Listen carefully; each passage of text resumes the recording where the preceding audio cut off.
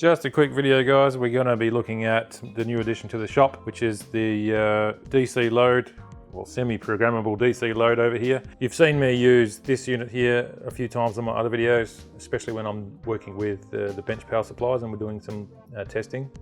This has come about because this is rated to 180 watts, whereas this is only 60. And this allows me to expand on some of the testing and really give some of the projects I've got a run for their money without getting all the power resistors and all the equipment out to do readings and then calculate those readings to get a characterized picture of what's going on with our projects. Okay, in the past when I wanted to load up a power supply or create a simulated load, I'd use something like this, which is a massive power resistor. It's rated to 0.9 of an ohm, I believe. It actually might be 0.9K, so that's 900 ohms. But you have a sliding, well, basically if you think of this as a wiper on a potentiometer. So for instance, you'd have your ground on this and then your positive output on there. And then you'd slide this up and down to create the load. This will just warm and dissipate the heat. Tiny correction there. The power resistor would heat up and dissipate the power as heat. Not the best from a recording data point of view because you've got nothing to record anything over time. You'd have to physically plot the readings of your current meter and your voltmeter over time, and then you would get a picture of what's going on with your device. Good for some hardcore quick and dirty load, but if you want to do a recorded capacity of something or other, like for instance, you might be looking at your 18650 cells and you want to record the capacity on that to see whether or not your eBay seller is cheating you, or you're testing your power tool batteries to make sure they're still good and up to snuff, deliver the rated capacity that they say. This one, for instance, is 27 watt hours. So to do that traditionally, well, old school style, as far as I'm concerned, you would be there for hours continuously taking measurements over time to see what's going on. Whereas this does it all for you. It will record from start to finish, the power used, the capacity of the battery, the voltage, and you can actually set your cutoff points. So for instance, LiPo batteries don't like being discharged past a certain point. You can set that point on these devices to cut out at that voltage or just before that voltage to make sure you don't kill your lithium ion cells. So this is probably the best way and quickest way to develop a picture and characterize your storage capacity of your cells. Not limited to lithium ion, it can be any cell of any voltage up to the rated voltage of this unit here. And we'll go through some of the specifications and see how this all fits together. So we won't talk about this one too much because you've seen that one in action and it does the same sort of thing, but this is just a bigger capacity and obviously a physically bigger unit. That's to be expected. It is dissipating a lot more power. Okay, we'll just quickly talk about some of the physical attributes of this DC load. Its width is about 96.5 millimeters. Its depth, full depth, we can measure the PCB because that seems to be the full extent. We are looking at 156, and its height, let's say to the top of this here, the heat pipes, slightly less than 140 millimeters. That gives us, probably rounds out the whole volume of this unit. It's fairly hefty. If we put a standard, I guess, multimeter next to it, you could see it's just as big. So depending on your workstation and what sort of real estate you've got, it is a fairly hefty device to consider.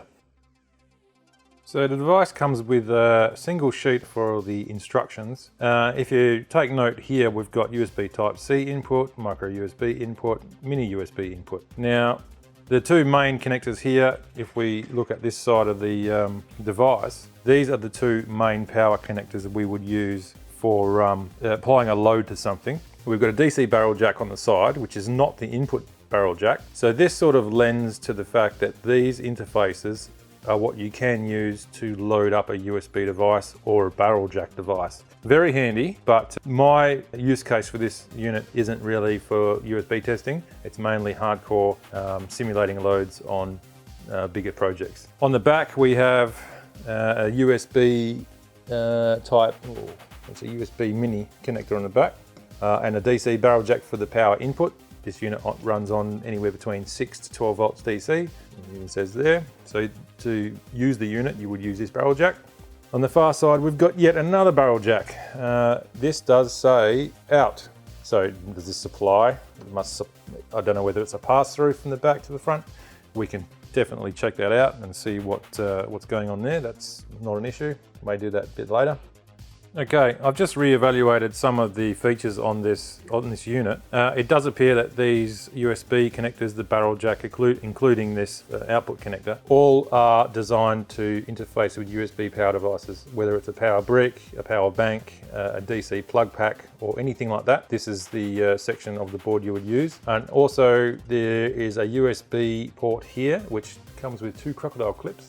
I believe I have that here somewhere. I'll just pull that up. You'll end up with one of these in the package as well. And you can see USB type A and then just crocodile clips for the output. In actual fact, there's actually a few devices in here. Let's unwrap it and have a look. All right, so these are the actual connectors that come off this main power connector. Now what I've done, I've taken them off for the purpose of this video, but if you take your standard banana jack connectors, just like that, and put it in place of the typical screw down terminals that you would normally have there. So the top one is V in, that's positive. You will find that the screw on the back, well on most, would be the same thread pitch. So then I can thread that in there, same with the negative. And then you've got some sort of banana jack slash screw terminal, just like that. Snug it up. It's not the correct standard spacing, a pitch that you would normally find for banana jacks. Generally they're about 3/4 inch centre to centre, but it'll serve the purpose enough without the risk of shorting out, and you can use this to do whatever you need to do as far as power connectors are concerned. So looking at the heatsink and fan, we've got an abundance of cooling as far as forced air is concerned. We've got a fan to the front and to the rear of our heat pipe heatsink. Typically you'd find this setup, well it is exactly the setup you would find on a CPU on a PC. This is just an implementation that's not a PC. It's quite ingenious really, and it serves its purpose well. I haven't had any issue with this overheating. As the fans turn on, it remains at constant fan speed, but enough to pass enough air through the heatsink to keep it nice and cool. Looking at the underside of the board here, we have VIA City. There is massive ground planes, both sides of the PCB, and then an abundance of vias. I guess this allows for airflow, keeping the connection between the 2 ground planes, and adds to some sinking of heat as well away from our MOSFET. Now, I've had this unit for a few months now, and I've already popped one of the MOSFETs. So the MOSFET itself is a IRFP 260N. I bought 2 when I popped this one, and this is the spare. The old one I discarded. I did push the limit of the device, so it's definitely on me for that, but easily enough, there wasn't any calibration. Just sink the new unit in, solder it up, away you go. It does face down. I don't know if you can see in there. So the back of the MOSFET is actually on the heat pipes of the heatsink. So the implementation's spot on for that. In that regard, there is heatsink compound on the back of the MOSFET which interfaces to the heatsink, so that seems to be all well and good. So I think what we'll do now is we'll dim the lights and we'll have a look at the interface and just click through some of the features and see what it's all about. Okay, we'll just power the unit up. Okay, so this is one of the screens you're presented with when you power up the unit. We can click through by pressing the button down on the, I'll just back up a bit so you can see that. There's a button just here that you can't quite see. There we go, there's some light. And this will click through to different states and different modes of the unit. It will say that's BL on, meaning backlight of the display. That's the maximum voltage. You can set this it's rather difficult to set the parameters. And then we've got different screens just displaying the same information, just different formats.